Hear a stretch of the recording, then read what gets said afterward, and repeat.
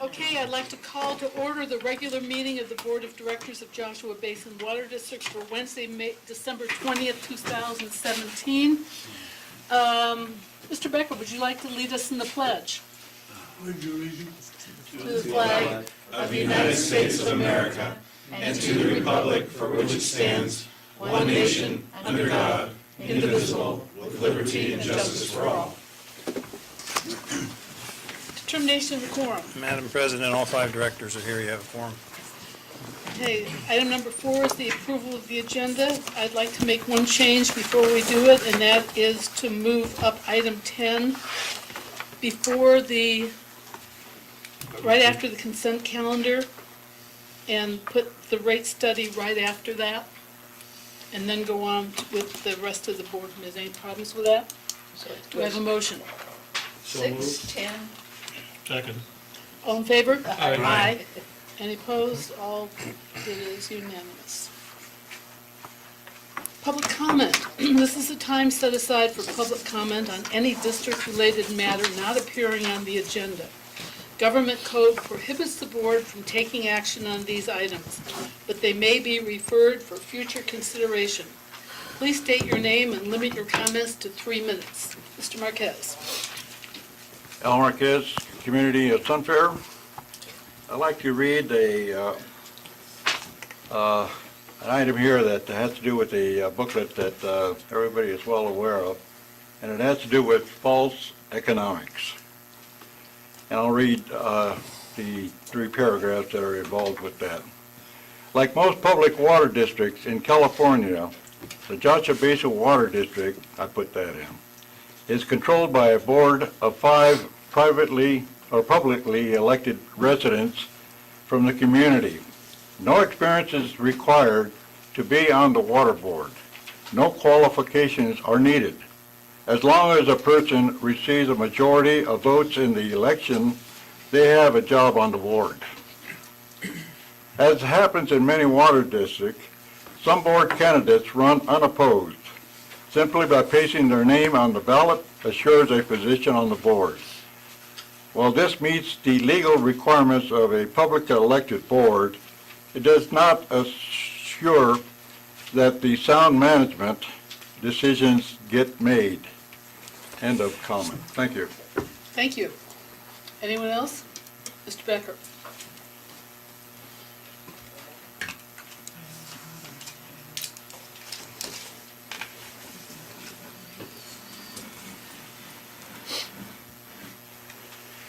Yes, I'd like to make a comment on the, Could you state your name and what Oh. city you live in, please? pardon, Your name and where you live, city. George Becker in Joshua Street. Okay. I'd like to comment on your billing arrangements for people with water meters installed, paying a fee. The water district has no investment in this project, and yet they're charging, it's like holding a gun in your back, to pay them $28 a month for something they're getting no advantage. The meter has been removed, the valve has been locked off, and there's no advantage to the property owner at all. In my case, I have 3 meters on the property where I live and 1 other meter. On this property, you have a 10-inch line going down serving 3 of 4 meters. On the other property, you have a 18-inch line, I believe it is, going down Center Avenue, going north. Here, you put for use of my property, you put in a water meter, but you're still charging me a fee. For what? To me, it's like holding a gun in my back and say, paying me, or I'm going to take this from you. Okay, leave it as it may. I have one other comment. If you want to do this, then I have to charge you rental fees for the line going down my properties and $100 a month for each one. That's $300 on one property, $100 on the other, that's $400. You want to make money, I have to make money. Now, If you want to go back and leave this as it was, fine. But I've talked to attorneys on this and say I have one hell of a good case, and that it could probably end up almost for the money I can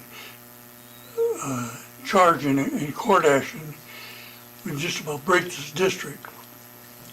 And I'm not interested in doing that. After all, I was a member of this board at one time, and I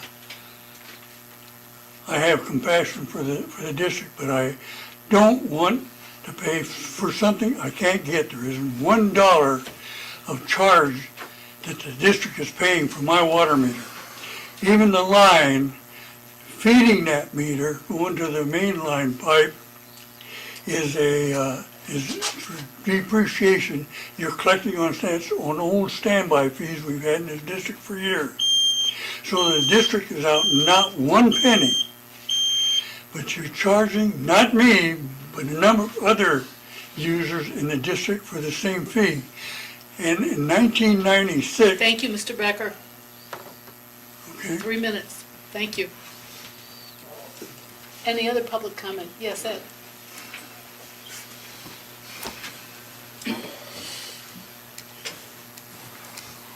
I'll have another one later on an agenda item. On a concern, a square mile was bought by the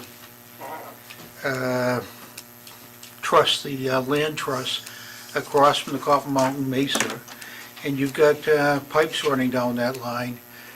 I think it would almost be prudent, that's supposed to go back to being natural, et cetera.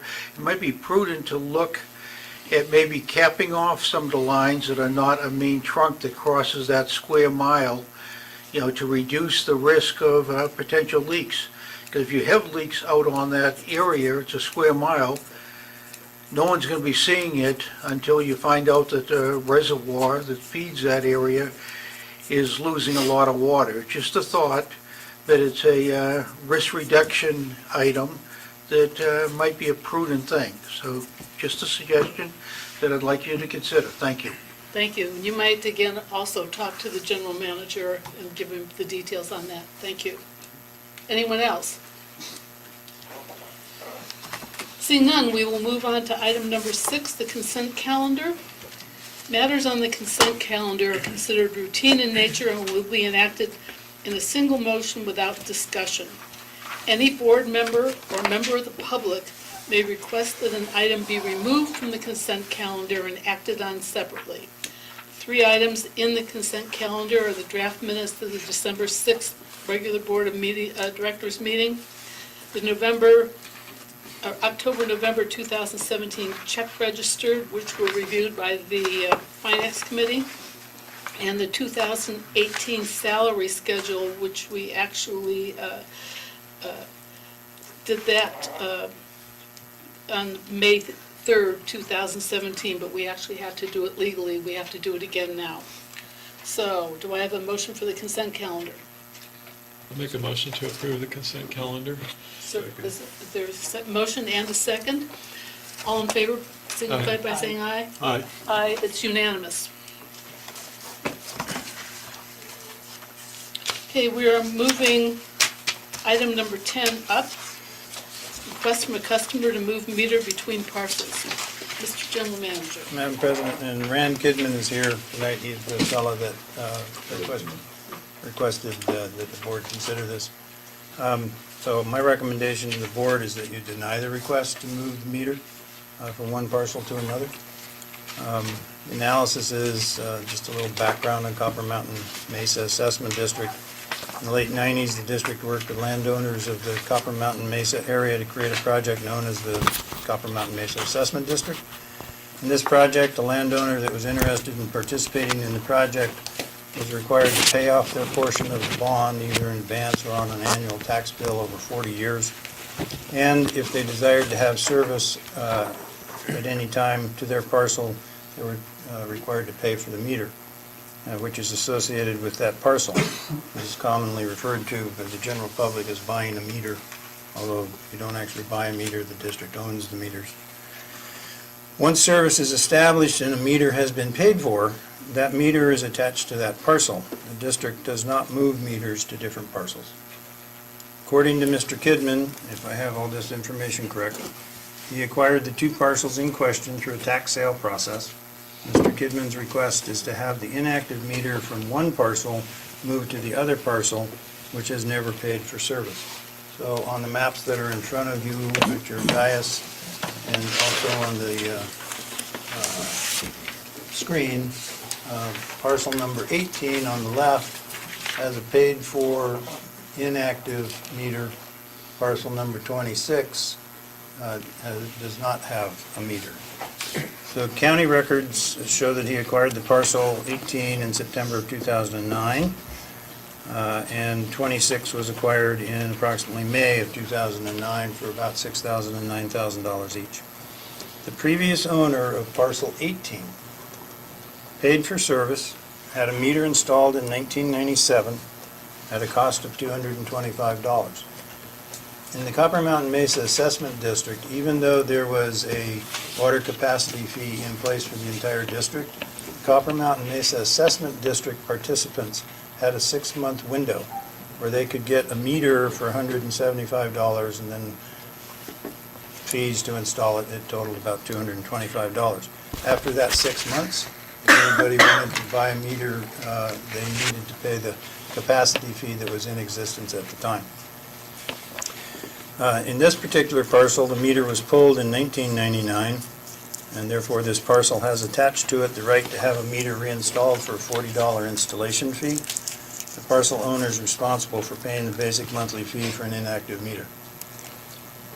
The previous owner of parcel 26, also a part of the assessment district, never paid for the service or the meter. The parcel owner does not pay a basic monthly fee. The parcel does not have a right to install a meter since they've never bought into the system, and the 6-month waiver of capacity fees is well expired. A new owner that needs to establish service at a parcel must conform to the rules and regulations that are in place at the time that they obtain service. This has been the policy for the district for over 30 years. Today, new service in the Copper Mountain Assessment District costs $4,847. That includes a deposit and setup fee of $115, meter installation fee of $669, and the water capacity fee of $4,063. The board established the most recent water capacity fees in 2007, and their purpose is to provide for a source of supply, plumbing, transmission, and storage needed as a result of new demands caused by new residential, commercial, industrial, and agricultural services, or a new single-family service. As Copper Mountain develops, additional capacity will be needed. These funds go into a restricted reserve account.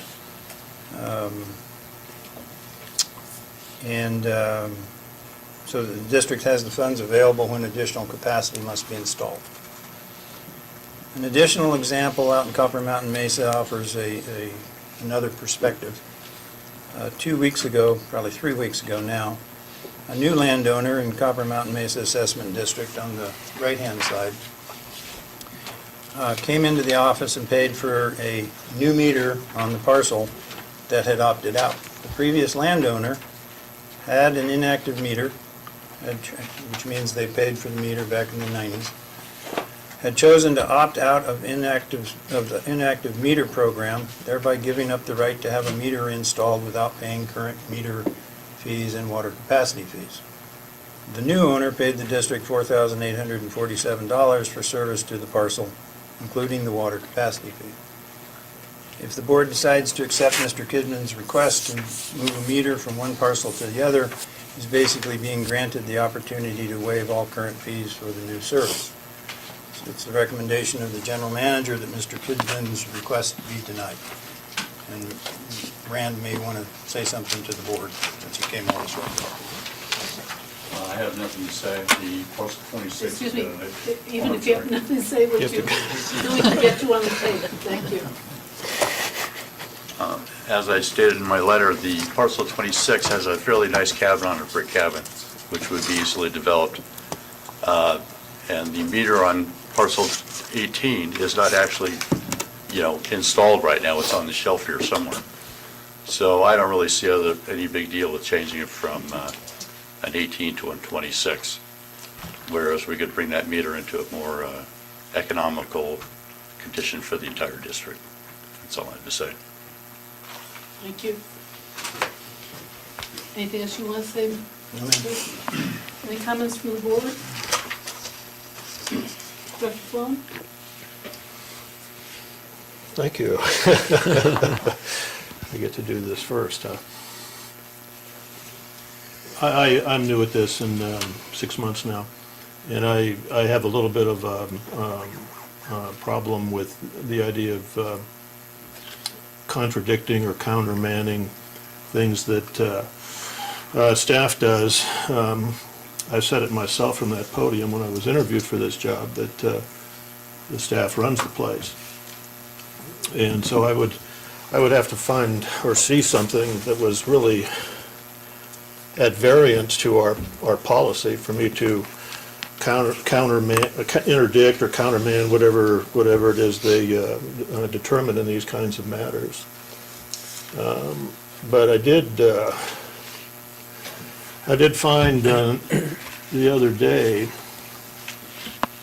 there's not a clear, that I can find at least, a clear policy about how to handle these specific kinds of things. Excuse me. I am concerned with the idea that an account, regardless of what the physical meter is, it's the account that's on the property, becomes portable. And that a person could take that account with the water district and apply it any place they want to, and then, because there's no clear policy on it, then pick it up again and move it someplace else.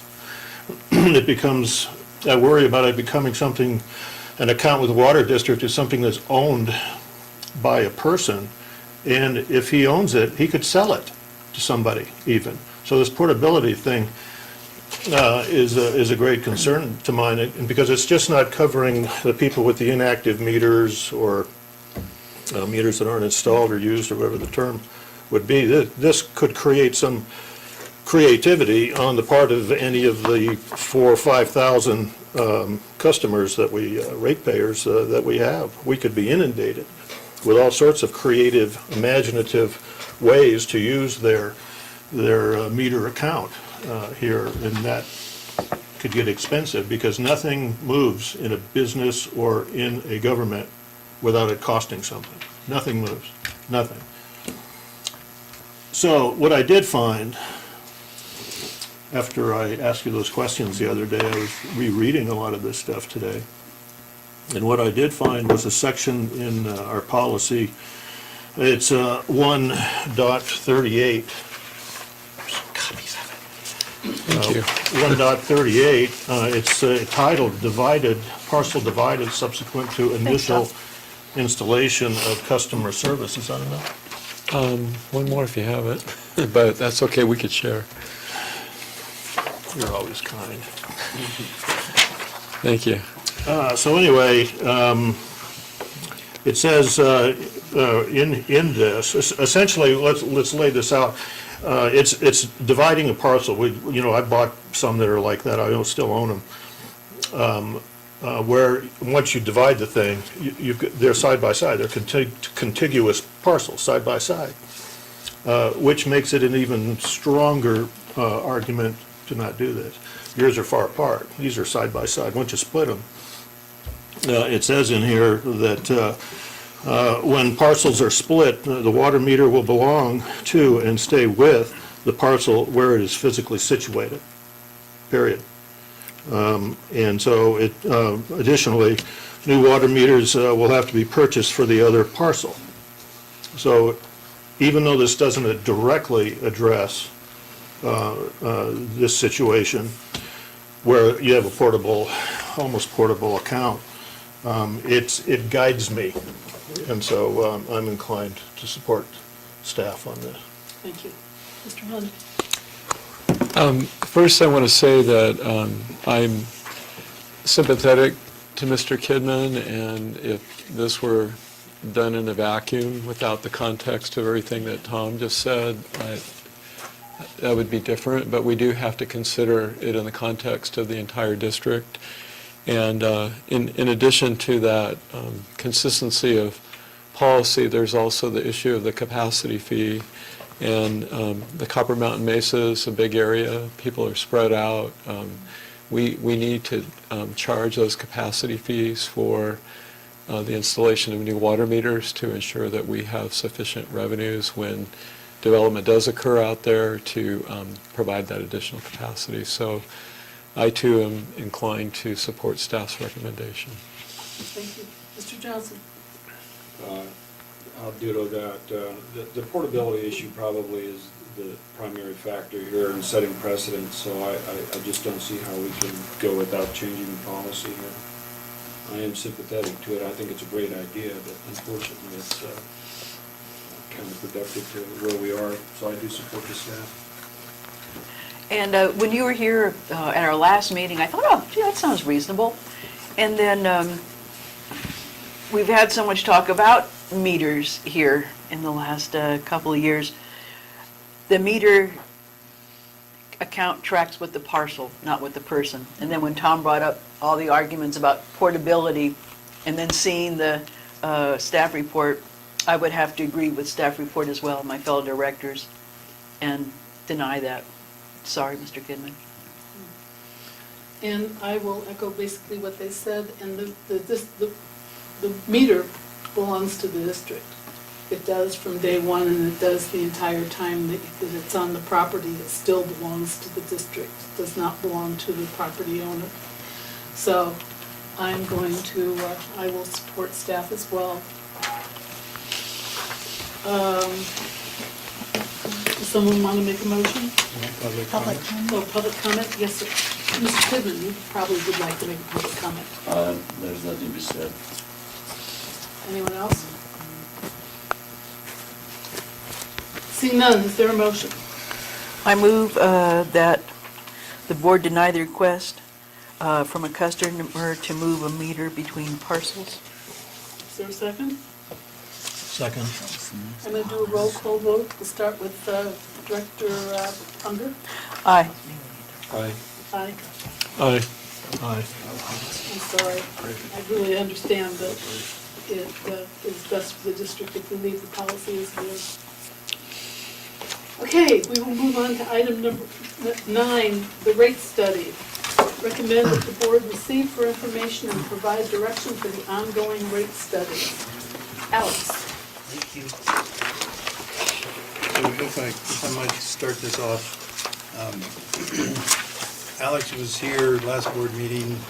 We had hoped that we could get guidance from the board to move forward with the scenario and the rates so that we can do the 218 notes, et cetera, but all 5 of you were not here and you all decided to defer it for today. If you still want to defer it for any additional reasons or whatever, we can do that, but that's going to move us back into a later time for the public hearing and the rates to be incorporated in 2018.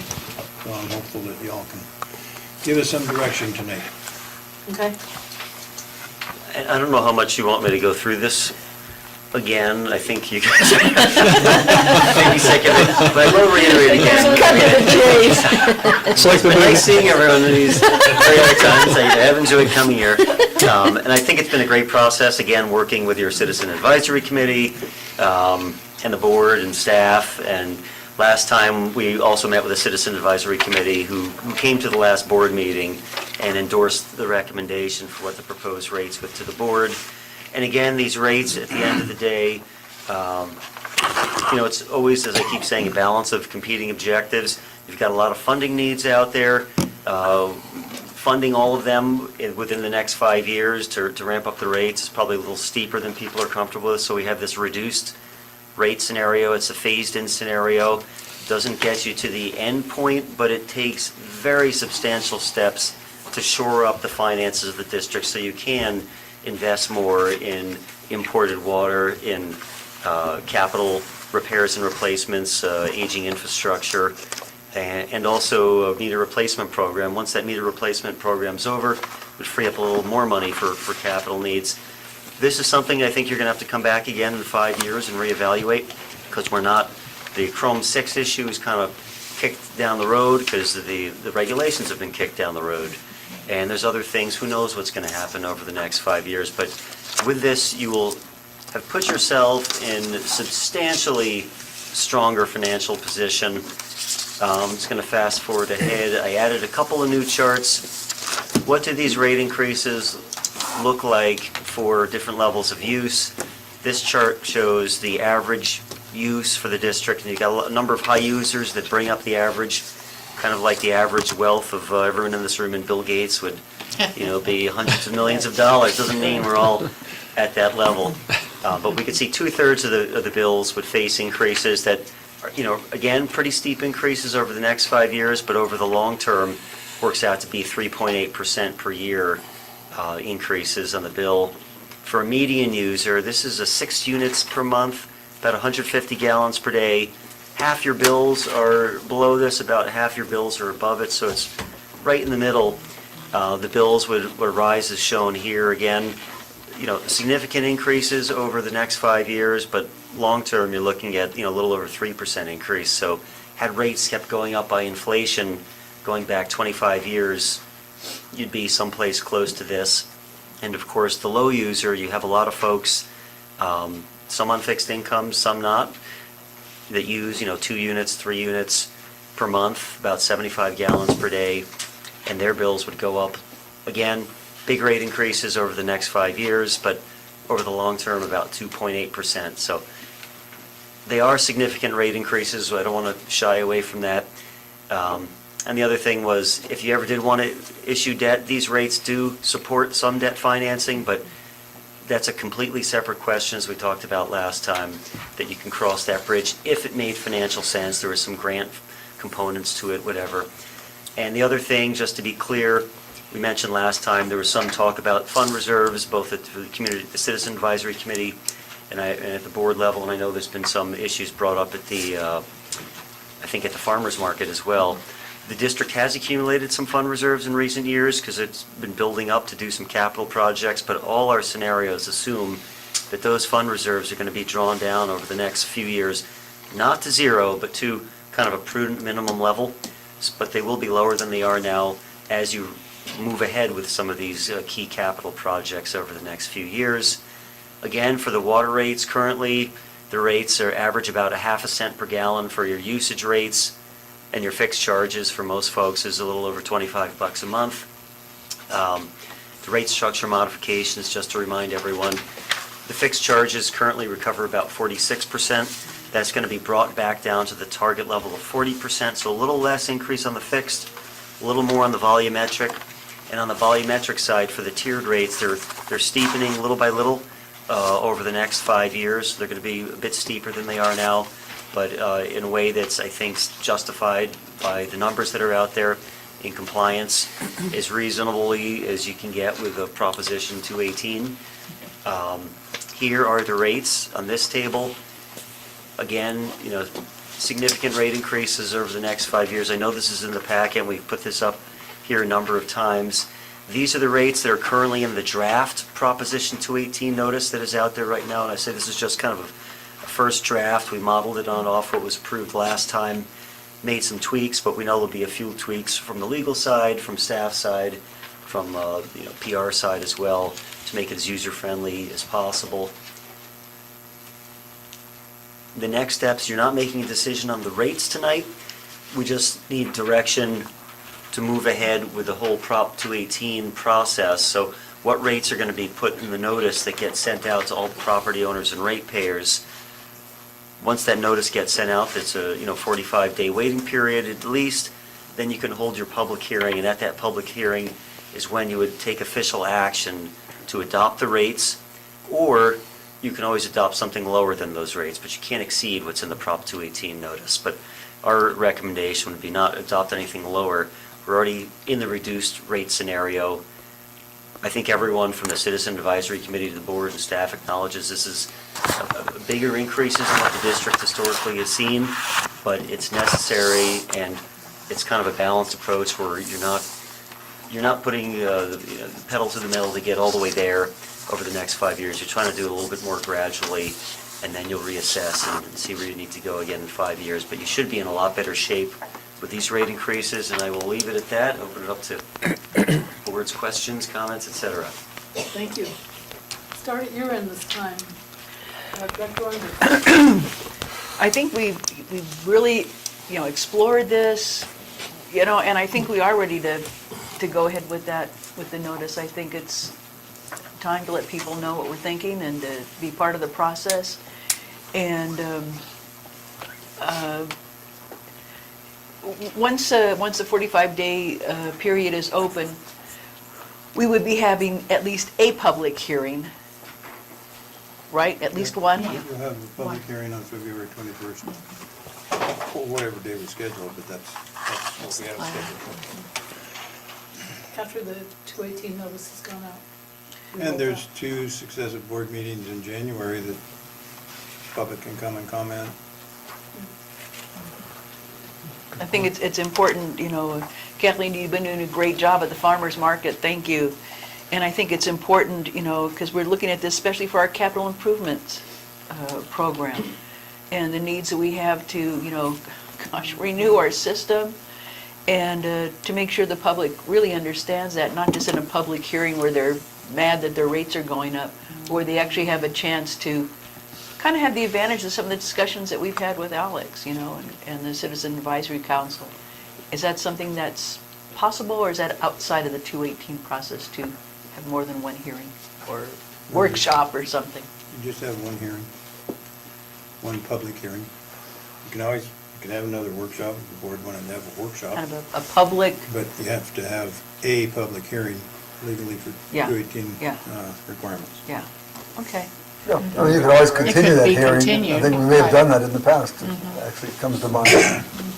But like Kurt said, it's only one public hearing. But Yeah. that same hearing, Yeah. for some reason, there was grounds for a continuance. It could be.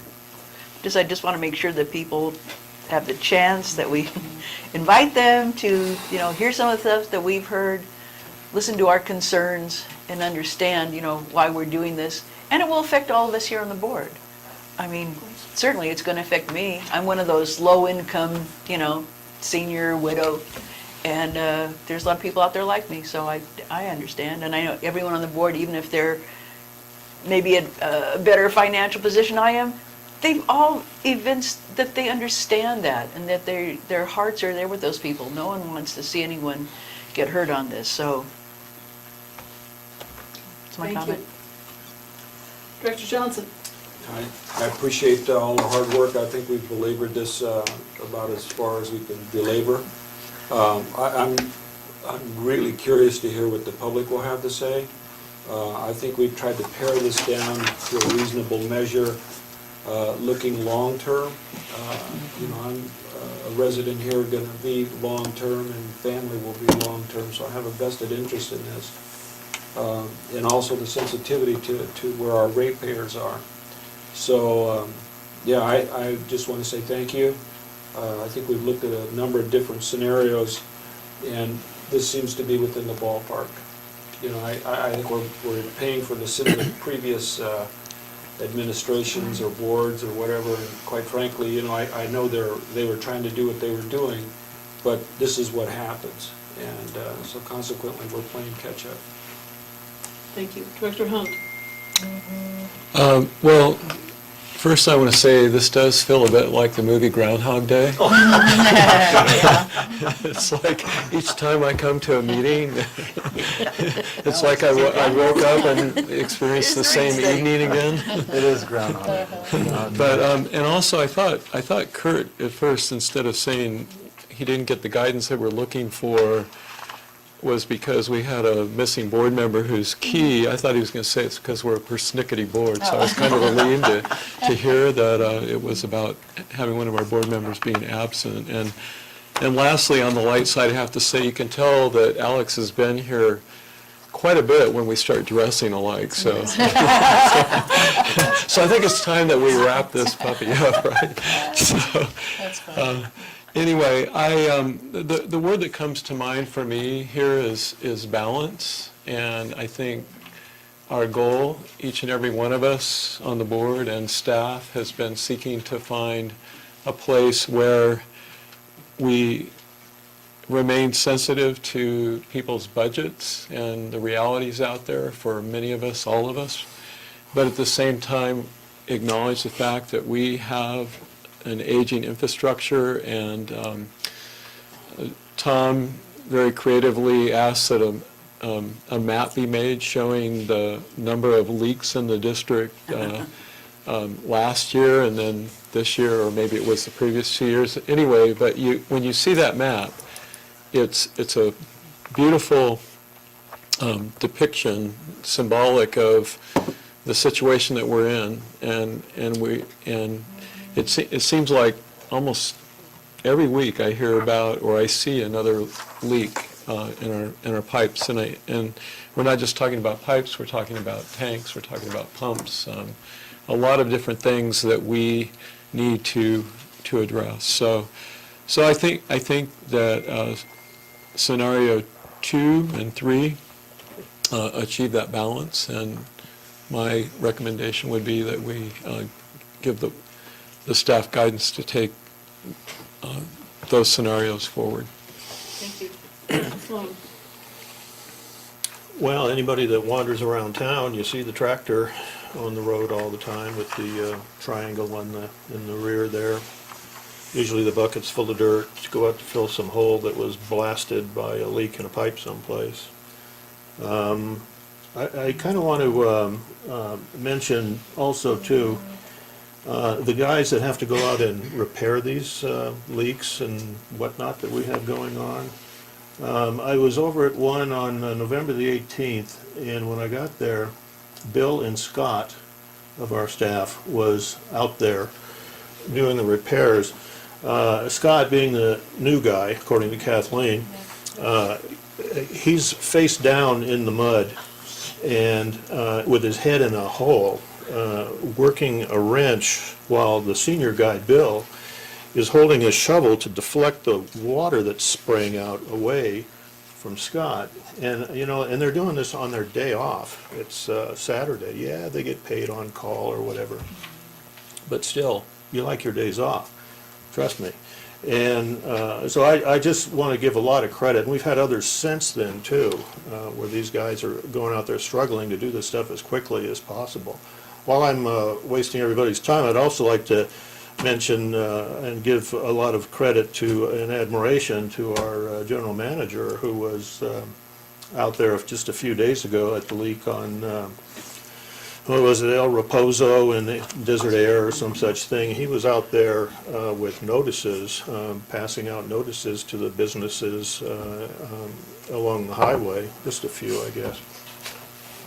Advising them that the water pressure was going to drop, because they actually couldn't close the valve all the way, apparently, to shut the pipe off. So I guess there was some water pressure, but he was out there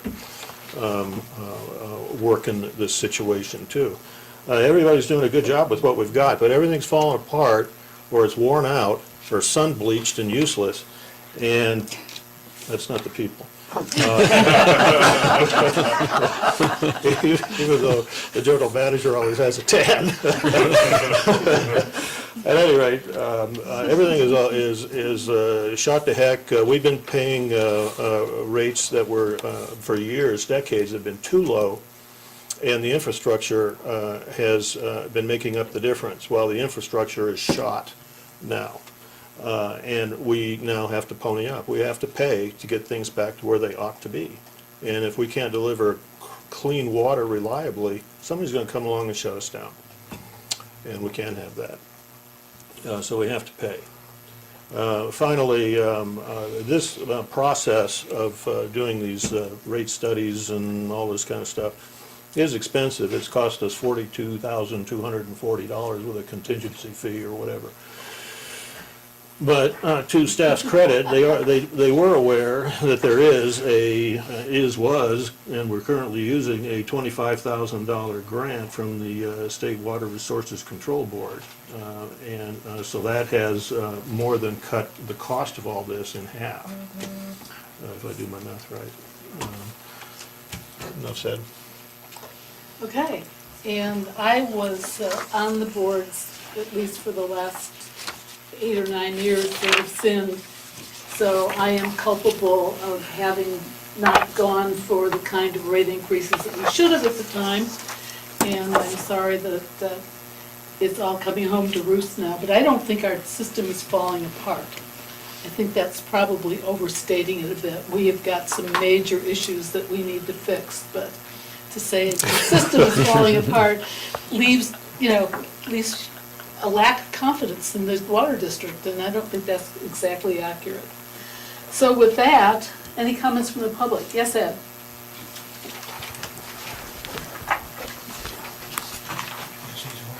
Yes. Say what?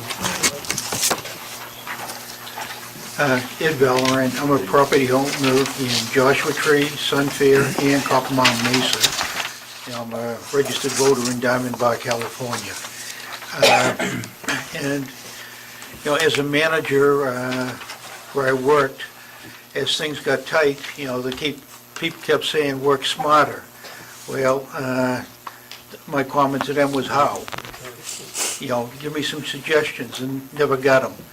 Well, I pulled the financial data according to the state of California on both the 29 Pounds Water District and this water district, and 29 Pounds is 1.5 times or thereabout larger. They have a treatment plant, and to me, I saw a big disparity, in particular in the office area. 29 Pounds has 8,000 customers and one bookkeeper and one consultant doing all the finance, and that consultant is on contract at a not to exceed $6,000 a month. And you've got, your finance has, and I included the assistant manager and controller in it, which maybe I shouldn't have, but your finance cost is much, much higher. I do recommend you take either option 2 or 3, but in parallel with it, I think you really need to look at your employees and the justification for the number of employees. Why can 29 Palms do it with a lot less people when they have a lot more customers and they have to manually read the meters? They don't have an electronic system. They do not have an HR rep, and I heard them say that you need an HR rep because you were redoing the job descriptions. Well, 29 Palms just did it, and they hired an HR company, and they paid $5,000 for that job. They said that they help on the software netting of your computers and stuff. I spoke to a businessman that had 2 offices up here in this area with 12 computers in one and close to that in the other one, and he hired an IT person to come in for $15,000 to redo all the computers and get it all networked and everything playing together. And so I see someone that went outside for $20,000 doing, I had a meeting with Kurt and Susan as well as with Ray Cowles, and I see someone for $20,000 doing something that you want to do for $100,000. And you get, with it being a contract, you have no liability for retirement. When they got rid of the 29 Pounds, when the 29 Pounds Water Fire Department went away, they were hit with a $3 million CalPERS liability payment that they needed to cover. Thank you. Thank you. Okay. I have a public comment. Oh, Mr. Marquez. I'd also like to make a comment on the financial aspirations of this district. I concur with the gentleman just said about a certain amount of employees that the district has. It seems like they're doubling up for the same type of work. But my comment is that a lot of the expenses that have been paid, and I don't know if the financial committee has even reviewed this, but there is cost overrides on some of the projects that the district has had. And for one, I'll just say Best Enterprises has to do with well 14. the board allotted $55,000 for their work on well 14, and they've been paid more than $55,000 to date. And this is going by the records of the district. And there's other cost overrides that have been going on, even though there was I forgot what it's called, but a letter that was sent to all the rate players about all the cost-saving issues that the district has had.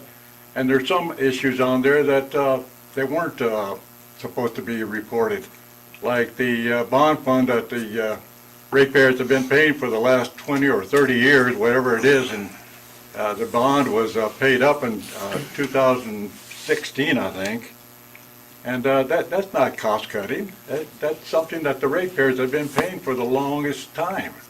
So, you know, there's a lot of discrepancies about a lot of the stuff about cost saving. Thank you. Thank you. Anyone else? Seeing none? What do we need? I think what we need is a recommendation for staff to move forward with the 218 notice using the phased approach rate scenario. Okay, would someone like to make that motion? I'll make that recommendation, that we have staff move forward the 218 hearing with scenarios 2/3. Okay, is there a second? Second? We will do a roll call. Director Sloan? Aye. Hunt? Aye. Director Johnson? Aye. Director Unger? Aye. And I'm an aye, so it's unanimous. Madam Chairman, I have a question. Could you repeat that motion, because I didn't understand exactly what it was. The motion was that we provide direction to the rate study for item either 2 or 3, which are the same, except one has a loan and one doesn't. And do the 218 notice on option 2 or 3. Or 3? They're the same. Same. They're the They're same? the same. Okay, They're the Only the same. cash flow is It's a different. phased approach. understood. It's the phase- yeah, They're phase both- approach. flow is different. They're both the phased approach, they're Right. both the same rates. Right. Yeah, So Right. we would use the phased approach as outlined in the rate study. And Madam Chairman, inclusive in that motion would be for Alex to proceed with finalizing his rate study that I would imagine would come before the board on December 20th. Is that the timetable? I mean, on January. I don't know what date in January, but probably your regular meeting date. You've yet to see the final report, is what I'm trying, the point I'm trying to We make. always have like a draft, yeah, we don't have a full final report written yet, and Oh. we don't have a full, up to 18, it's not quite done yet. okay, So I'll amend my motion to add that. add that. Did you, who's taking notes? You. If you need that, see Gary. All right, so, and we did a roll call vote, it was unanimous? Oh, yeah. Yes. So we're finalizing the rate study at the January 3rd board meeting? This is the man you should ask. Proposed. Yeah, how would you characterize it, That's kind of soon. I Alex? don't know how Just- we can turn it around. Okay. No, that's not happening. Okay. Sometime in January, we'll try to get Yeah. the written report, more than just, I Yeah. think in your board packets, we have kind of a Yeah. summary report in there. Okay. It'll be more of a written report like we did last time. But also, I think, yeah, just getting the direction to move forward with the 218 Yeah. notices was just a draft, there'll be some Right. edits with those phase 2 rates in it, I think. this is Yeah, kind the of- 218 notice is the thing Yeah. that's most critical. Yes. That needs to get out. So Beverly, move forward with the 218 notice using the phased approach, and that's Final it. report. And We'll come back with a we'll have a final report in January. Okay. Thank you Works. very much, Mr. Handlers. We appreciate the Thank scenes you. that do. Absolutely. Nice to see you. Yeah. Good to see you.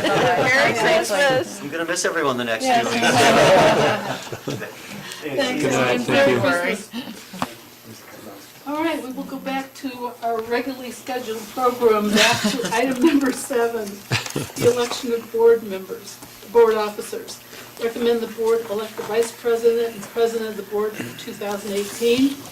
And I talked to Director Johnson, who is the vice president, and asked his wishes, and he would like to remain as vice president for another year. So I am very proud and pleased to be able to nominate Bob as the Vice President Board for another year. So Don't I want a have a little second to nudge that? up there, I Bob? second. Okay, all in favor? Aye. Anyone opposed? Congratulations, sir. Move on to the nomination for the president. So on that note, I would like to suggest to the board that we place President Luckman's name in nomination for another term as president. I'll second that. Okay, anybody else? All right, all in favor? Aye. Aye. Anyone opposed? So you have the same officers for another year. And thank you very much.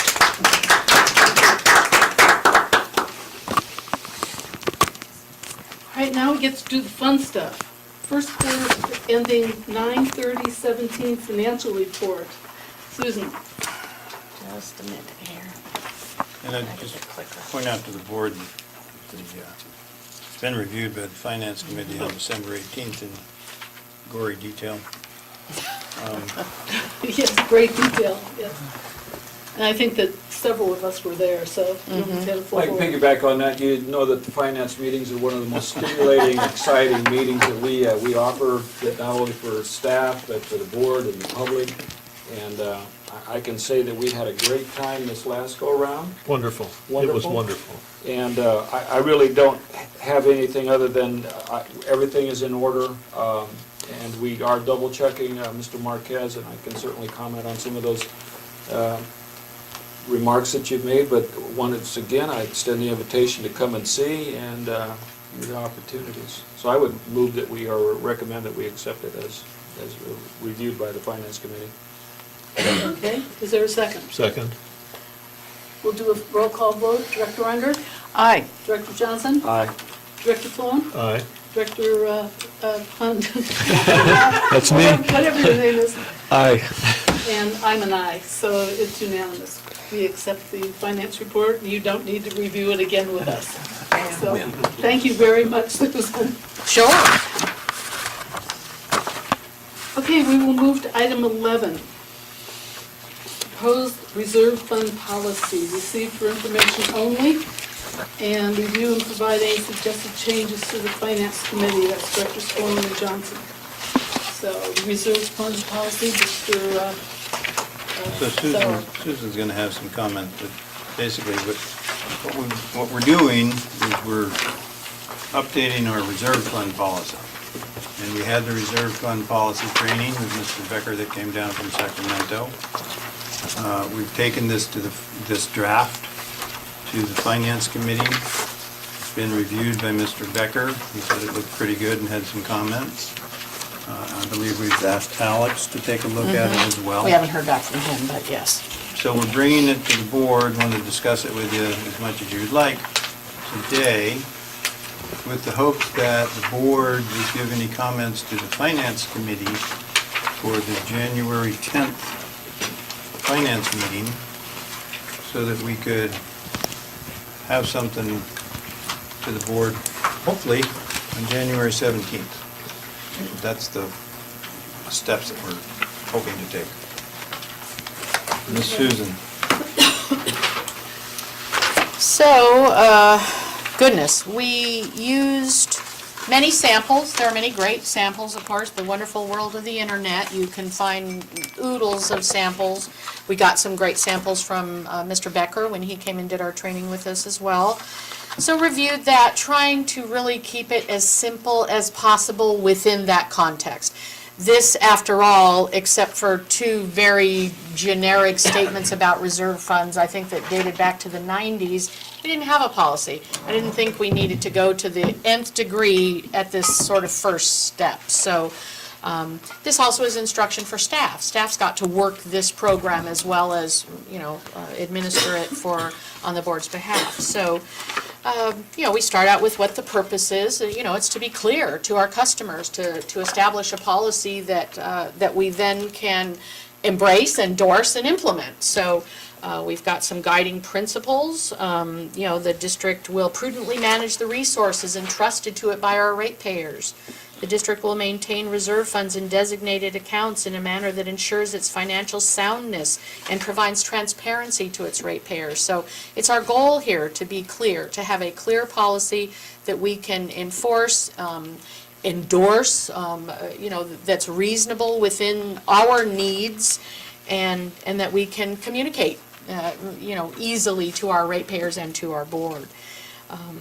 We want to address emergencies. We want to maintain reserves so that we can, to the greatest extent possible, stabilize rates. We're in an unusual situation here, and that isn't possible within all of the new costs that we're trying to implement here in our rate study. But there are, we lost like $250,000, I think, over the last term as far as water, I'm sorry? A year. Oh, over a year. As far as conservation was concerned, guess what? That's something that we would have been able to ride out, and we were able to ride out because of our reserves. But that's another purpose for reserves, to ride out, the tough times. Alex, in his discussion, has suggested that $1 million emergency reserve would be advised. Kurt and I would like to see that number at $2 million, so that's something that I've put into the policy, $2 million, and you'll need to decide whether that's a reasonable number or not. The Water District has authority under the California Constitution to establish reserves, so you're well within your authority to do so. Our policy talks about restricted reserve, which are all those legal things, our capacity fees, our customer deposits, things of that nature. Talks about unrestricted reserves, so they're not externally imposed restrictions. Those are restrictions you put on, your emergency reserve, things of that nature. And then designated reserves, which are set aside for a specific purpose. So there's a bunch of definitions in here, so that should be very clear to you, and if it's not, we want to work on that. Kurt made several changes because, as he so often reminds me, I'm so close to this, I've done this for so long, this terminology is very comfortable, I understand it, and many other people don't. So if you don't understand, then we want to fix that, and that's the kind of stuff we want to hear from you. So it addresses an operating reserve, which Alex all along has talked about as being a 6-month reserve. For us, approximately $2.5 million, a little more than that. Our emergency capital replacement reserve, that's the number that Alex has talked at being $1 million, which we're recommending at $2 million. Then our CIP reserve, which is the really big ticket item here, that $2.5 million, which we're going to work up to that level of funding over time. But this reserve will hold that money, and that's a little complicated because we will be collecting through water rates for the CIP reserve potentially at the same time that we're spending the money. So that's a little complicated. So make sure you understand how that works as you read through this. We may have to wait till collect the money in one year and then have enough money to spend it in the following year, and then we're collecting new money, and, it may take a cycle before we've got enough money to really, effectively, start any of those projects.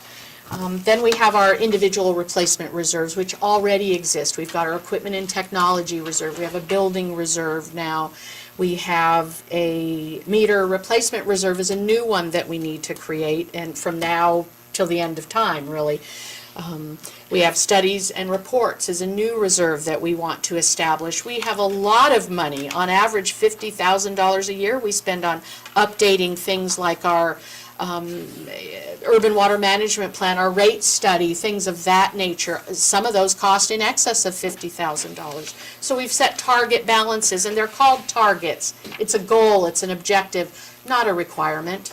Okay, so if all of a sudden expenses increase for some emergency or some new program that the state mandates on us, and we don't have enough money, we don't have to raise rates to meet our target. It's a target, it's a goal, okay?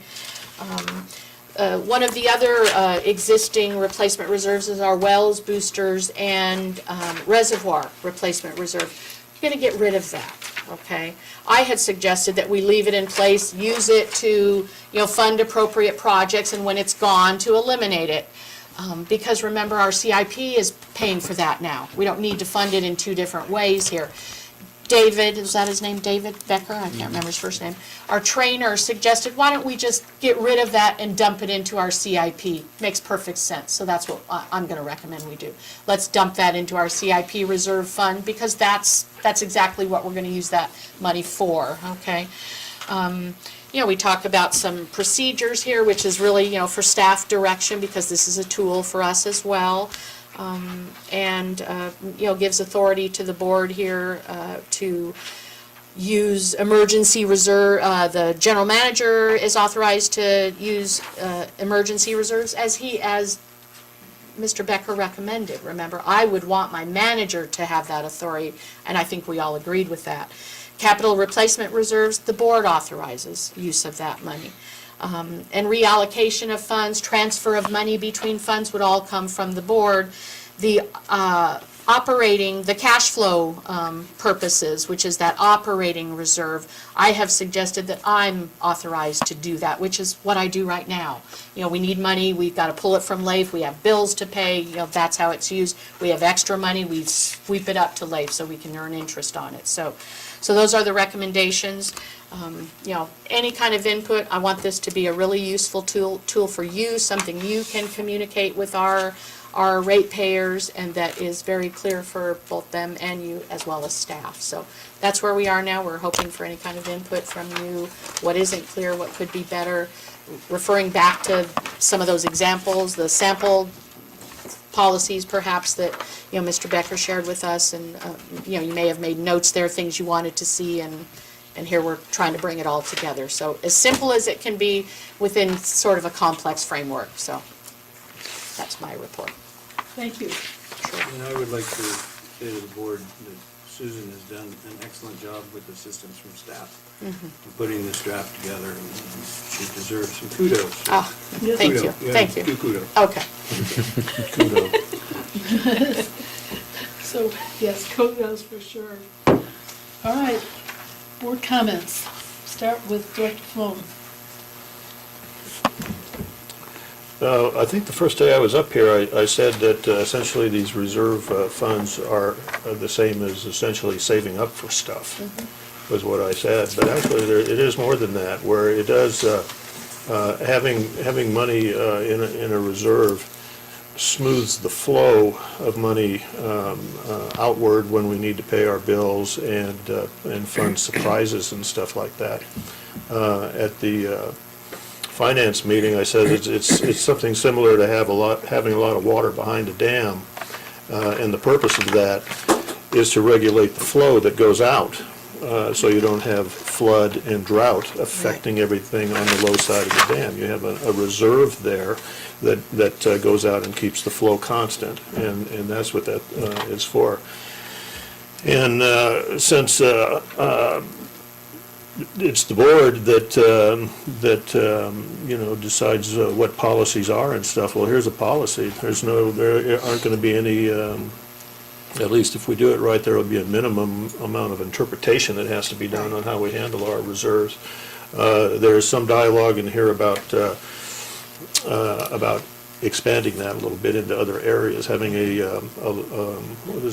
loan reserve of some kind, where if we have to make payments or surprises or something related to some of our loans or bonds or any of that other kinds of stuff, that we have a modest or appropriate amount of money to smooth that out. And then there's some other things in here too. So I think, as it was characterized at the finance meeting, this is, we're going to bounce this back and forth a few times like we do other things. We're not, this isn't etched in stone yet, and so we'll look forward to CAC contributions and public comments on this too. Thank you. Great, thank you. Director Hunt. Well, I think that was a great metaphor. Yes. Yes. Having the water in the dam. It scored well at finance meeting. Yes, right. And especially because it was a water metaphor, so. Yes, right. But it was also, even if it wasn't, I think that was a very helpful to Yes. myself and other folks understanding the purpose of reserves. And I think we do need a policy, as Susan said, for transparency, and as you said, for a certainty, so that we, when something happens, we can just turn to our policy and say, this is what we agreed to, and not have a bunch of discussion about it when we're under the gun. So I think it's a great idea, and I like the idea of us being able to digest this a bit and provide comments back to the Finance Committee, and then come up with a final recommended reserve policy after that. Mr. Johnson? I think we had a fairly stimulating conversation at the Finance Committee about this, and it's always stimulating. And just like to say that I think it gives us a little more transparency in terms of where our reserve funds are and the availability to access them. So I think, for the general public, that's going to be a great thing for us to be able to see how those reserves are actually sitting there and how we're designating them. Especially for us that are really interested in the CIP, Capital Improvement Program, we'll be able to see what the allocations are for that directly, if indeed. So I think it's going to be a good go-around. I really do. Thank you. Director Ranger? Yeah, I'd like to thank Susan, Kurt, the Finance Committee. This was easy for me to read and understand, and it's so important right now, especially with doing the rate study, and we're going to be, raising people's rates. The transparency aspect of this is really important. The fact that we'd be good money managers, we can show that. And at Aqua this year, of course, reserves were on the topic because of the Little Hoover Commission looking into how special districts handle reserves and are they slush funds. And they brought out a study that they did back in 2006. In fact, I have a copy of that in my rate study file. And I've got them, they're kind of like two. Now I've kind of put together the rate study file and the reserves policy file, because there's some, I'm seeing like how they match each other and how important they are to each other. So they're looking at it. They know it's important to have a good, transparent reserve policy. It's been examined by, legislators at the state level. And thank you guys so much. I think this is going to be really good. And yeah, in fact, that one of the last things in there was about a loan reserve for paying, debt service. That was one of the things we're looking at in the rate study. So this is really good. Thank you guys so much. Good work. Good work. Thank you. And I would agree with the things that have been said, and I really thank staff for bringing in David Becker. I felt his comments were extremely valuable in understanding what's required and what would be prudent for us to have in our reserve policy, so that we are doing things in a way that will not be questioned later. So I do very much appreciate that. Any comments from the, yes, Ed.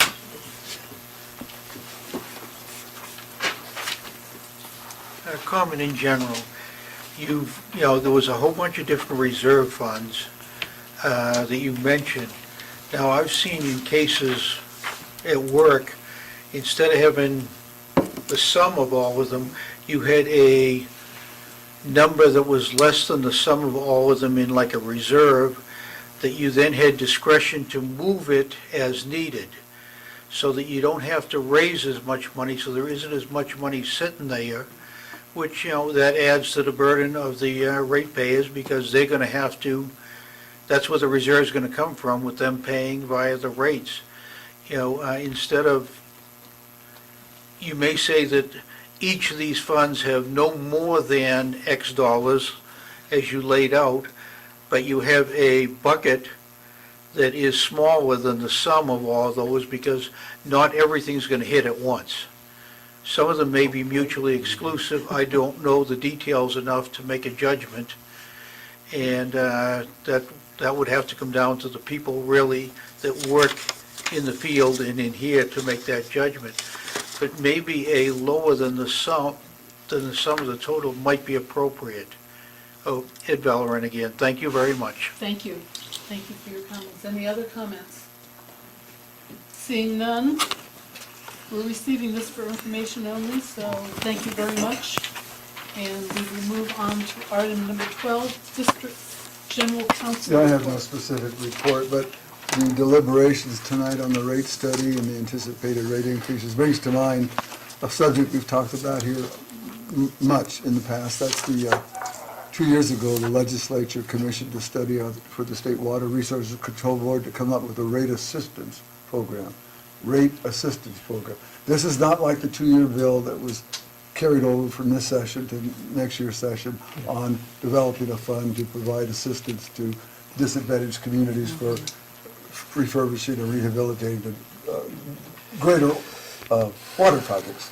And this is different. This is down to the individual level. This bill was adopted by the legislature more than 2 years ago. It gave the State Water Resources Control Board 2 years to come up with a plan that circumvents constitutional restrictions that we live by here at Joshua Tree, and come up with a fund and a mechanism to implement rate assistance to those people that deserve it and need it.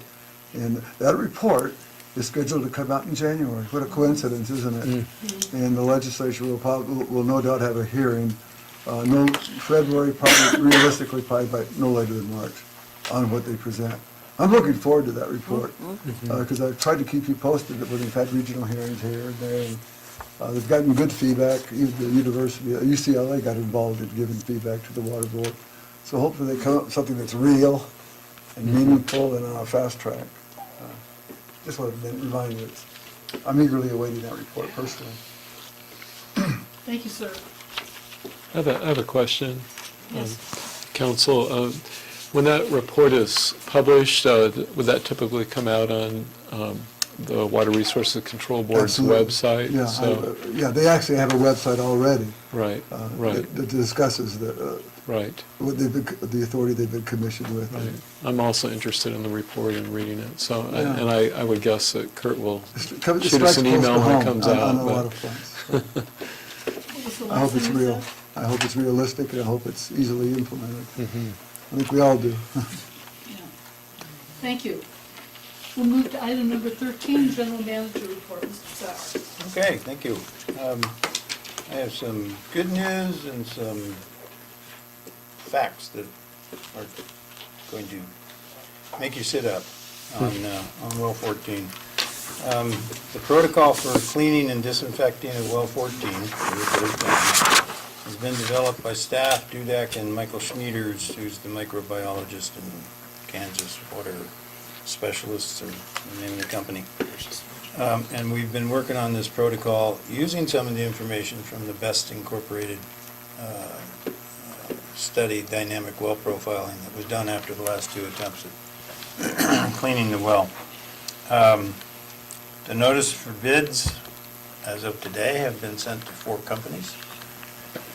We will be having a pre-bid meeting in mid-January, and those that are interested will put in bids, and we hope to have this protocol project in place and operational mid-February, and with a completion date of 60 days, not 125. I worked that out this morning. Okay, so should this final cleaning and disinfection procedure be successful, well 14 will be back online. If it's not successful, we are also, staff, Randy and staff, and Dudek Engineering have been working on a 4-log treatment plan that's been developed, and it's in final draft format. We've been working with the Division of Drinking Water, Randy and Maricela. I've had several conversations about it, and we intend to get that approved by the Division of Drinking Water in January, no later than February, so that if we need it, we would be able to install the 4-log treatment. We're presently planning on doing that in-house, and are looking at the impacts on staff and other work for 2 to 3 to 4 weeks of making this thing come online. So that's good progress going forward. Pump folks are optimistic about this latest protocol. They've had considerable input, and hydrogeologists have been banting it back and forth for several hours. Okay, so the facts that are, I should bring to your attention. As of December 15th, we've incurred potential costs of $586,000. Now, some of this is, some work has been done on this well in November and December that we haven't been billed for yet, right? But the potential costs are $586,000. That includes $99,900 that's been paid to Lane for the column and the pump, and for a change order for the column size in the original contract. That leaves an additional contested cost with Lane Construction of $121,000. And that's going to be contested and/or litigated, or not litigated, and that'd be a decision of the board. And we'll bring you that information. So the additional costs that I'm about to talk to now are, we are potentially going to have to pay these costs if the litigation is unsuccessful. If the litigation is successful, then the surety bonding for the original cleaning will pay the costs. But that includes the second well company coming in at $200,000, legal fees to date on the litigation of $20,000, Dudek engineering and project management fees of $200,000, lab work at $21,000, microbiologist water system engineering work at $12,000, the Best Inc. dynamic flow model for $32,000, and miscellaneous vendors and supplies for another $32,000. So, again, these costs may or may not be reimbursed. We may be subject to paying them.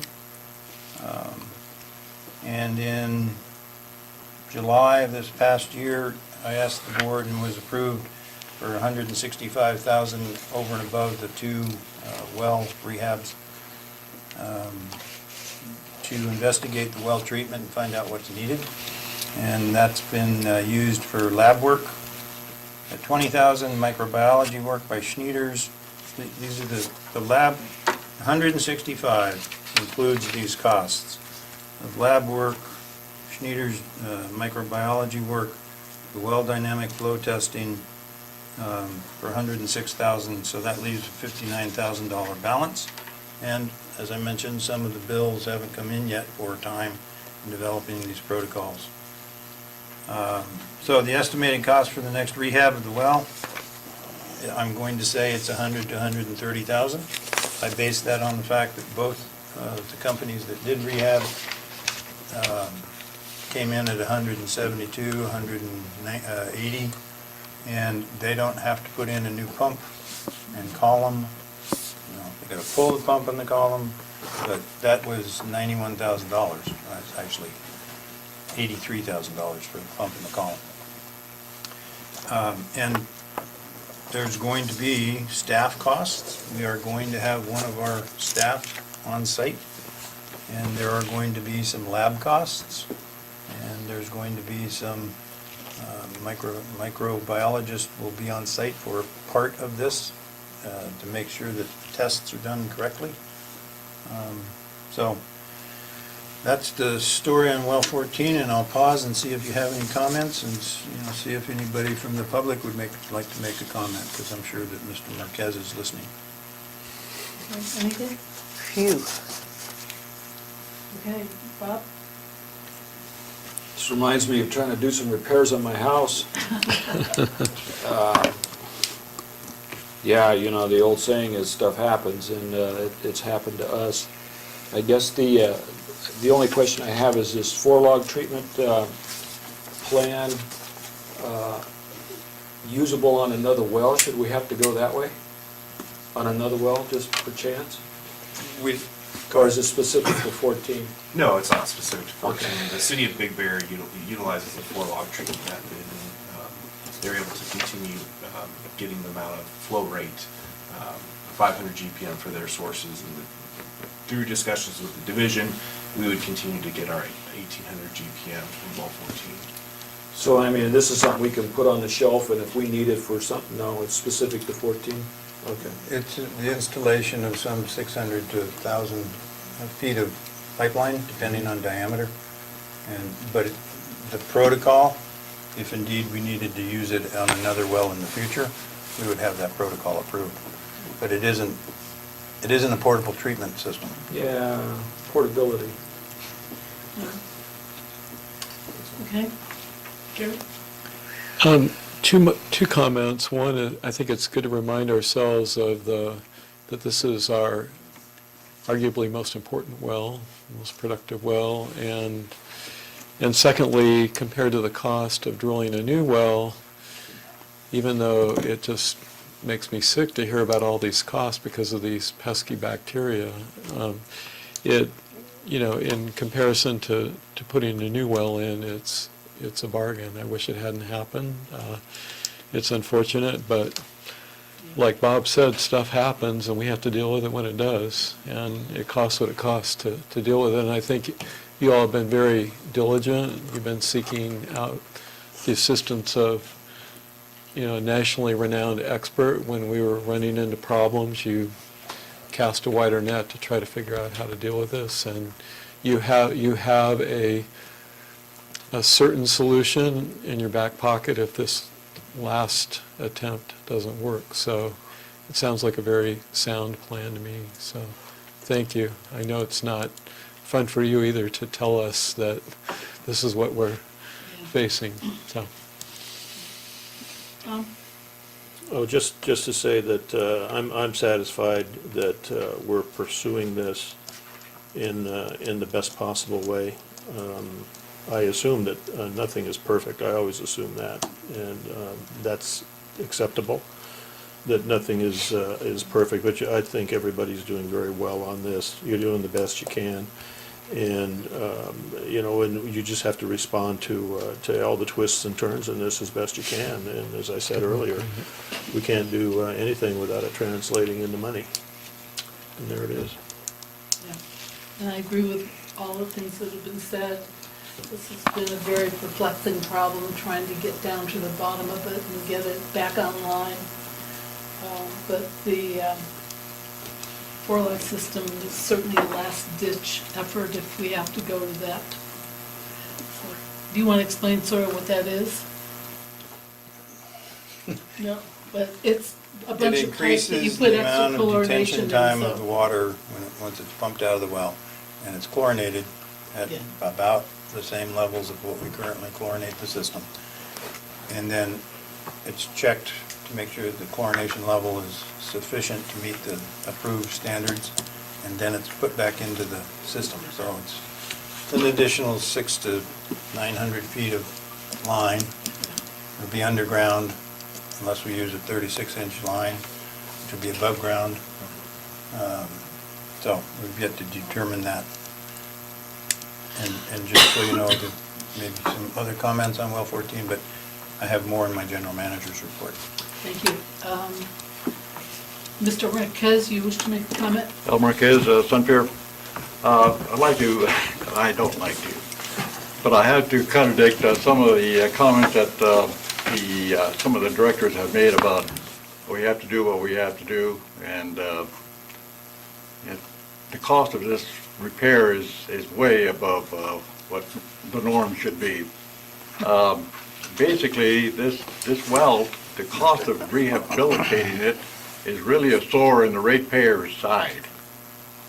Here, spending hundreds of thousands of dollars to try to rehabilitate a well, and it's been out for almost 2 years now, and the cost has been enormous, and some of the customers are saying it's either no diligence in getting this thing done, or there's been a lot of incompetency between board and staff. It's the people, the ratepayers are really perplexed about all this money going out for different things. a lot of money, but yet they say, well, we have to have a rate increase of, in the double-digit percentage points to pay for the operation of this water district, and they're going to have to do something better than what they've been doing in the past. Thank you. Thank you. All right, you may continue if you'd like What I'd to. like to say, but wait, there's more. So conservation figures for November are 7% below 2013. And our cumulative conservation, our voluntary conservation, is 18% since June as compared to 2013. So the public is continuing to follow their habits that they developed when conservation was mandated by the state, and that's great. And I wouldn't mind if you went to 15% or 12%. So also for what I think is the third year, if not more in a row, Aqua JPIA presented the district with special recognition awards for reducing claims to a loss ratio of 20% or less. They have 3 categories: workers' compensation, liability, and the property program. And we received the President's Award for all 3 of those categories again. So thank you, Susan, thank you, Randy, thanks to the staff for being safe, and we'll save more money. Okay, the application for the solar feasibility study has been submitted to the state about 3 times by Beverly, so that they now have it in the format that they wanted it in, although they didn't mention it in the original application. Water storage agreement. Remember, we've been working, trying to get some agreement on item 12. If we terminate the agreement, we wouldn't have to pay for everything that's stored. Tom McCarthy and I, we spoke on this Monday. The holdup on the agreement was that if the district terminated the agreement, all the water stored by MWA in the aquifer was due and payable that year. So for example, if they were charging $750 an acre foot, and we had 2,000 acre feet, not 20,000 acre feet, maybe it is, yeah. It'd be about $1.5 million that would be due and payable, and I just don't think that we should have the district set that up. On the other hand, Mojave Water Agency is expending funds to buy the water, pump the water, move the water down to our turnout, and if we terminate, they want to be able to get their money back, which makes good sense. So Tom and I have agreed that he would run the concept by his legal of a repayment at the district's 3-year average, but not less than 500 acre feet per year. And his executive assistant contacted me today. They're taking that to their committee, their appropriate ops committee, on January 9th. Tom would like to be here when we discuss it. They suggested January 17th, but it turns out he'll be in Sacramento. So we're looking at potentially the first meeting in February, and Tom McCarthy would come down and be here for that discussion, as well as providing us probably with an update on California Water Fix, or whatever it's currently called.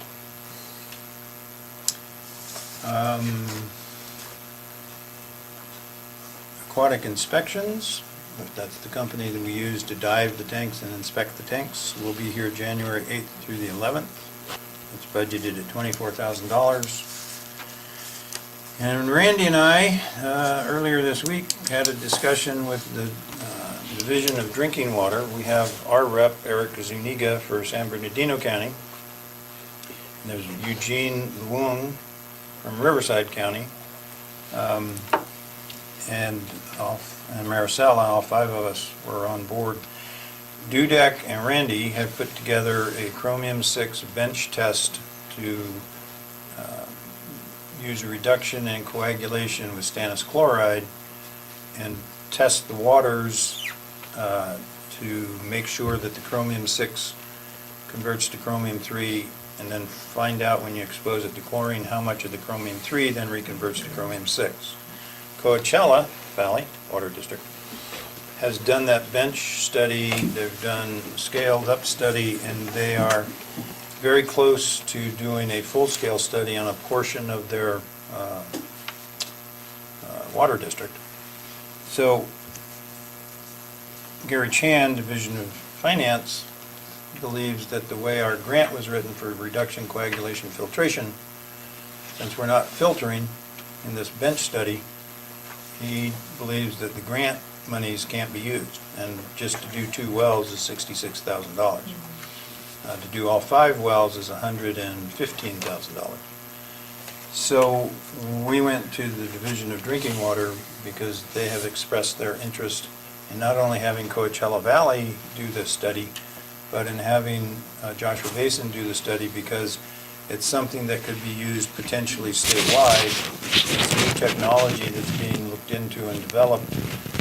And so Eric volunteered to call Gary Chan, Division of Finance, and see if there was a way that we could just amend the existing grant to take care of the study. And if not, both Eric and Eugene are going to go to the Division of, to the Department of Water Resources for Prop 50, which has some money for exploring new technologies.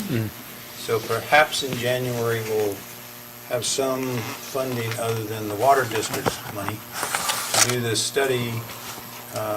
And they are encouraging us, not just the bench study level, but if we go to the Division of Water Resources, to put in a grant, which Randy's really looking forward to writing, and Susan is looking forward to helping out on, to do a full-scale study in a portion of our district. We might do well 16, which has about 250 homes. And it's not just the water conversion in chromium-6, it's a stannous chloride going into the system. It's a corrosion inhibitor. So great, it would be inhibiting the corrosion of the pipes, but we want to make sure that it doesn't over-inhibit the corrosion of the pipes. So that, and that's also what Coachella Valley's looking at. And it's also what the Bureau of Reclamation is pursuing in Norman, Oklahoma. So that's that. And, oh, by the way, Miguel of the Bureau of Reclamation contacted me today and asked if it would be okay with us if the Bureau of Reclamation is writing a article on the work they're doing on chromium-6 for AWWA, and he wanted to make sure if it was okay that that they could include commendation to the Joshua Basin Water District staff for working with them on those studies. So that was kind of fun. Excellent, excellent. So that's the end of my report, I think. All right. Quick comment. Yes, sir. I just wanted to congratulate you all on getting the President's Award in 3 different categories, the 2nd consecutive year in a row. That says a whole lot about you all here tonight and the rest of the staff, so congratulations. Thank you. Yeah, staff has done an excellent job. Very good.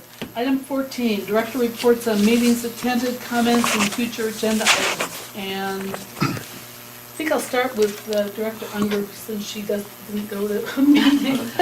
Yeah, I haven't been to And any. she gets skipped if I don't remember to put her on. So, Director Unger, you can start. I didn't have any meetings this time, but to what Gil was saying, some of us did attend at Aqua a conference on the rate assistance, the low-income rate assistance. And it was with a member of the Water Resources Control Board, Aqua high-up person, a couple of people who are Aqua members, and it was quite a long discussion on what they were might be looking at. And I do remember that they were saying, well, there's not a lot of appetite with our members of like being the qualifying agency to look at people's finances and say, you know, this is, you do or do not. One of the things a couple of things they were looking at was to either go through people who already have like a care assistance, or through the gas company, something where they're already income qualified, a state program or a county program already income qualified, or even gosh, there was something else they were looking at, but even like the franchise tax board, who knows how much everybody makes, and it might be a rebate, or something, because they said their members were looking at the kind of the chaos of having redo their whole accounting system and all this. So I'm really interested to see what they come up with and where this does tend on that. So thanks a lot. And yeah, congratulations. Good job, crew, staff, everybody. Excellent, excellent work. Thank you. Thank you. Move to Vice President Johnson. Just to dovetail on the Aqua Conference, in remarks that Director Unger made, part of the emphasis on the low-income folks was that there was a huge concern about fraud. So they're being very, very open about it, and that's sort of the process that was going on there in terms of legitimization for actual income and who's doing what. So I know we know nothing about that. The Finance Committee, we met, and of course you heard that already. I attended the Mojave Water Agency meeting on the 14th. More budget stuff, federal legislative update. They're going to have some money this year, $3.9 billion. They're talking about disadvantaged communities.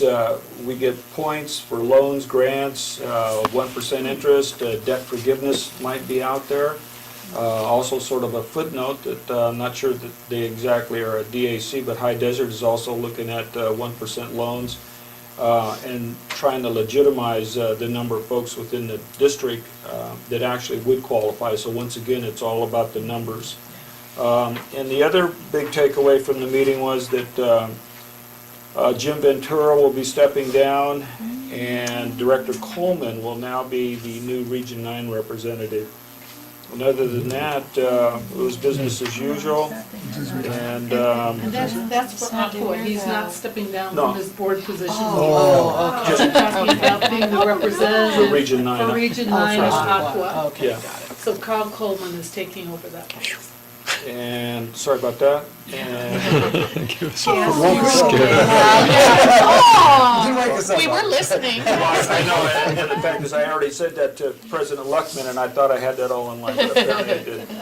Other than that, I wish happy holidays to each and everyone, safe holiday, and thanks to our first responders, the men and women in uniform that are out there that will be away for the holidays. Godspeed to you all, and thank you. Thank you. And we'll go next to, according to the agenda, we'll do the Director Flown. So we'll split it up. No great shakes this time. It was the finance meeting, and then also following that is the Water Resources and Operations Committee meeting, too. They bunched together to save money. I'd like to congratulate Ed, seated in the front row here, for sitting through both of those meetings. And not only that, but participating. I give people credit that can watch these meetings on YouTube and all that kind of stuff. And also we have things on the website besides YouTube. But what's different is that some folks participate in the meeting. They don't just sit and learn. You know, I'm not saying that they're wasting their time or anybody else's by being there, but Ed actually is engaging us in all of these processes, including these really exciting morning meetings that we have. And he did contribute, and I appreciate that. I really do. We need more people attending these meetings. We really do. Don't wait till the end to come in and, because we've said it before at other things, I think it was about inactive meters, where substantially the message up here was, where have you been? Why are you coming in at the last minute to offer guidance when the football is already in the air? And so anyway, people that participate in these things and come to these meetings kudos. I really appreciate it. Yes, for sure. I will let you do water resources because I don't have my notes. Okay. Well, I'm just going to be really brief about it. First, just a correction, it was actually Director Luckman and Director Hund, although Director Flown sat in on the meeting, but because of the Brown Act, I didn't say a word. he didn't say a word. I could see he was sitting on his hands, and it was tough, and I've been in that position before. But I just want to say for people, if they can find the time to attend these meetings, I found in my first meeting that General Manager Sauer provided us with a lot of information on things that he talked about tonight in his report, but in even greater detail, and it's a really great opportunity to become more educated about the district and its facilities and the issues, so I'd really encourage people to participate. And then I also wanted to mention, Ed, and I appreciate the work that you did to provide this comparison between our districts, and obviously the districts are each unique, so not everything that fits in one district will fit in the other. However, I think it's important that we do constantly reevaluate our system and compare it to other systems and see if there are things that we can draw from those systems that would make us more efficient, because that's the other side of the equation in keeping the rates reasonable. So thank you for, you put a lot of work into this, and I just want to thank you for that. So I think that's it. Okay, and I haven't forgotten you. I'm just going to mention that the Technical Advisory Committee of the Mojave Water Agency was December 7th, and Kurt got us added to the Integrated Water Management Plan for potential grant. So congratulations. For meters and mainline replacement. Yeah, meters and mainline replacement, so. Good news, good news. Okay, Kathleen, public consultant, outreach consultant. All right, so on January 3rd, our new year will begin with a Legislative and Public Information Committee meeting at 9:30 a.m. here. That is a Wednesday morning of the same day of our board meeting. We will be looking at some unfunded mandates from the state coming down on our requirements for websites for ADA compliance. We will at least have a discussion about it. And then we will also have a discussion about question and answers to anticipate from the public with our Proposition 218. I've prepared a document where we can look it over for some review on that. So the public is invited to come to that. And then on January 4th, Thursday, the very next day, we will be holding the ramp-up meeting for the volunteers and the docents for our upcoming spring events, specifically Water Education Day. That will be at 10:30 a.m. to 11:30 a.m. Thursday, the very next day. And with that, I wish everyone a holiday that has no leaks, no breaks. Good luck.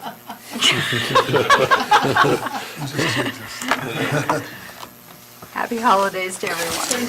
Thank you. Thank you. All right, future director meetings and training opportunities. The Mojave Water Agency Board of Directors is January 11th. It's been moved to 9:30 in the morning. It's Director Hum. And the Citizens Advisory Committee is on the 9th at 6 p.m. So that's here in this room. Finance Committee is January 10th. We've moved those meetings to the Wednesday in between the board meetings at 9 o'clock in the morning. So the first and the third are our board meetings. The second will be for both the Finance Committee and the Operations Committee on the Wednesday in between at 9 in the morning. So with that, is there anything else that you're burning to say?